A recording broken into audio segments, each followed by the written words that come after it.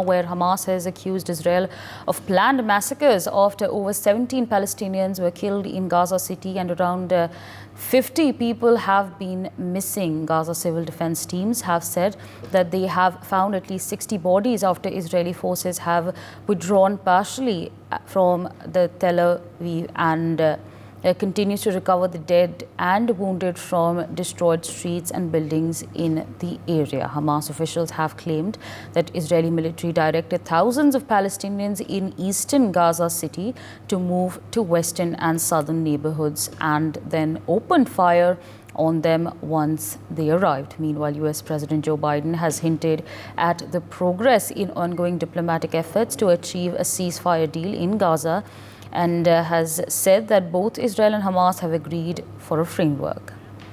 Brian on the telecast with me. Brian, if you could take our viewers through the latest developments that are coming in at this point of time as far as the ongoing war is concerned. Of course, statements also being made by US President Joe Biden. Give us a comprehensive understanding on this.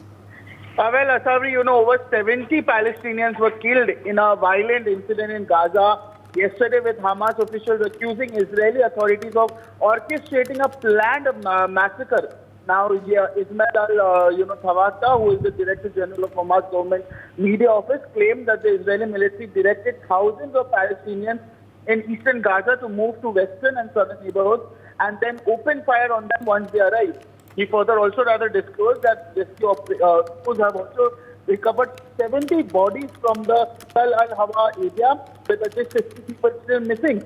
And even, Al-Tawata also said that some displaced people were pointing to Israeli army, carrying white flags and saying that they are not fighters, they are displaced. But the Israeli occupation army executed these displaced people in cold blood. The Israeli army was planning to carry out massacre in Tal al-Hawa. He also called on the international community to put pressure on Israel to end its war of extermination against Palestinians.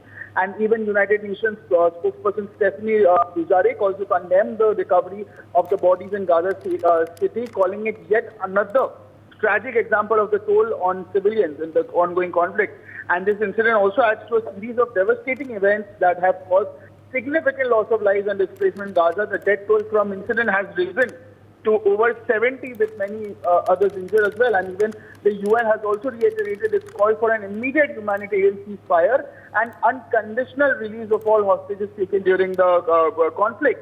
And now the spokesperson for UN Secretary General Antonio Guterres also added that there will be a need for accountability when the conflict in Gaza ends.